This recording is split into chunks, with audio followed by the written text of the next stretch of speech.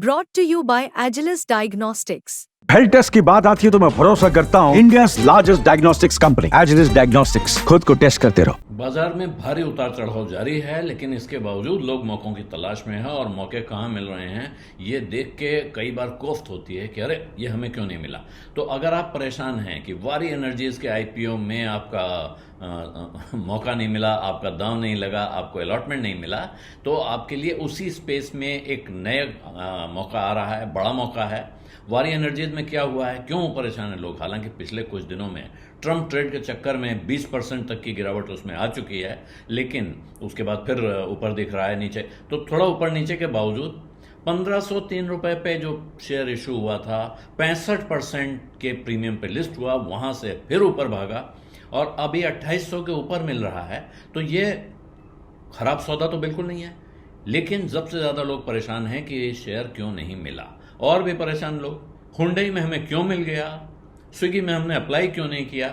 हर IPO के साथ ऐसे सवाल खड़े होते हैं। तो अब रिन्यूएबल एनर्जी का एक बड़ा इशू एनटीपीसी ग्रीन, एनटीपीसी की renewable power company NTPC green बाजार में आने जा रही है अगले हफ्ते। 102 से 108 रुपए का प्राइस बैंड है, 10,000 करोड़ रुपया उसको बाजार से उठाना है और ये पूरा का पूरा फ्रेश इशू है। अच्छी बात, खास बात ये कि ये पूरा पैसा 10,000 करोड़ रुपया कंपनी के अंदर जाएगा, यानी कि जो लोग पैसा लगाएंगे वो सीधे इस कारोबार में पैसा लगा रहे हैं। वो किसी पुराने इन्वेस्टर को उसका पुराना इन्वेस्टमेंट वापस निकालने के लिए पैसा नहीं दे रहे हैं, जैसा कि बहुत सारी टेक्नोलॉजी कंपनीज में होता है कि जिसने शुरू में पैसा लगाया उसको निकालना होता है। 19 तारीख को ये पब्लिक इशू खुलेगा आईपीओ, और ये पूरा फ्रेश इशू जैसे मैंने आपको बताया है, मिनिमम क्वांटिटी आपकी होगी रिटेल इन्वेस्टर्स के लिए 138 शेयर का एक लॉट होगा और उसके बाद आप 138 शेयर के लॉट में अप्लाई कर सकते हैं। 18 तारीख को एंकर इन्वेस्टर्स का दिन है, तो 18 की शाम तक, रात तक खबर आ जाएगी कि किस किस दिग्गज ने, किस बड़े एंकर इन्वेस्टर ने इस इशू पे कितना दांव लगाया है।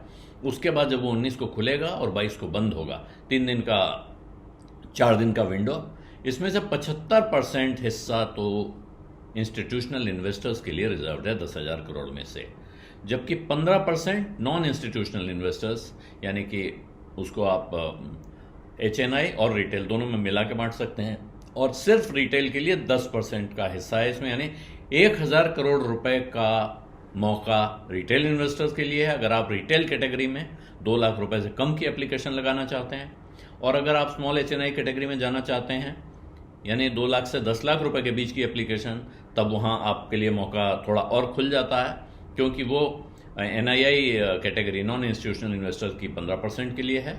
लेकिन वहां थोड़ा कंपटीशन बढ़ जाता है, क्योंकि वहां फिर बड़ी बड़ी एप्लीकेशन लगती हैं, और उससे ऊपर ये जो 15% है, इसमें उससे बड़े वाले नॉन इंस्टीट्यूशनल इन्वेस्टर्स यानी एचएनआई भी शामिल हैं, जो 10 लाख से ऊपर की एप्लीकेशन, मोटी मोटी एप्लीकेशन लगाते हैं। ये जो इशू से पैसा कंपनी जुटा रही है, ये पूरी तरह से अपनी सब्सिडरी एनटीपीसी रिन्यूएबल एनर्जी में इन्वेस्टमेंट के लिए इस्तेमाल करेगी, पुराने कर्जे चुकाएगी और कुछ जनरल कॉरपोरेट पर्पस उसका बताया गया है। इसके पहले एनटीपीसी ग्रीन के शेयर्स जो अनलिस्टेड या ग्रे मार्केट, अनलिस्टेड मार्केट भी है इसका, क्योंकि कंपनी एग्जिस्टिंग है, तो वहाँ कोई 9 से 8% का प्रीमियम दिखाई पड़ रहा है इसमें। ये भारत की पब्लिक सेक्टर में सबसे बड़ी रिन्यूएबल एनर्जी कंपनी है। हाइड्रो को छोड़ दें तो, हाइड्रो को रिन्यूएबल में गिना जाएगा नहीं, इस पर अलग एक डिबेट चलती है, लेकिन हाइड्रो के बाहर जो रिन्यूएबल एनर्जी, न्यू एनर्जी जिसको कहते हैं, उसमें ये पब्लिक सेक्टर की सबसे बड़ी कंपनी है, जो ऑपरेटिंग कैपेसिटी और पावर जनरेशन दोनों काउंट्स पे 14,696 मेगावाट इसकी कैपेसिटी है। टोटल पोर्टफोलियो है जिसमें 2,925 मेगावाट ऑपरेटिंग प्रोजेक्ट्स हैं और 11,771 मेगावाट के कॉन्ट्रैक्टेड एंड अवॉर्डेड प्रोजेक्ट्स हैं, यानी कि पाइपलाइन चल रही है।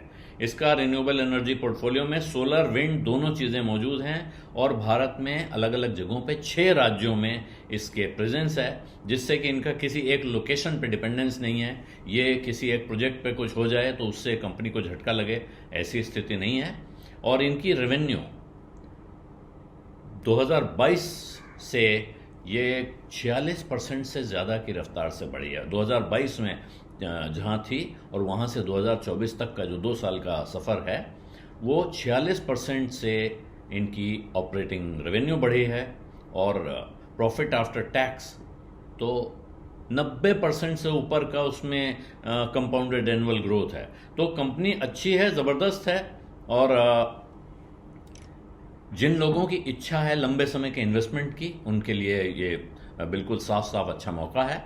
रिन्यूएबल एनर्जी को लेके ट्रंप सरकार के आने के बाद से कुछ शंकाएं पैदा हुई हैं, तो उसकी वजह से कुछ ऊंच नीच हो सकती है। सरकारी कंपनियों में पैसा लगाने के बारे में आप क्या सोचते हैं, ये आपके अपने विचार हो सकते हैं, क्योंकि सरकार के साथ सरकारी कंपनियों की किस्मत भी ऊपर नीचे होती रहती है।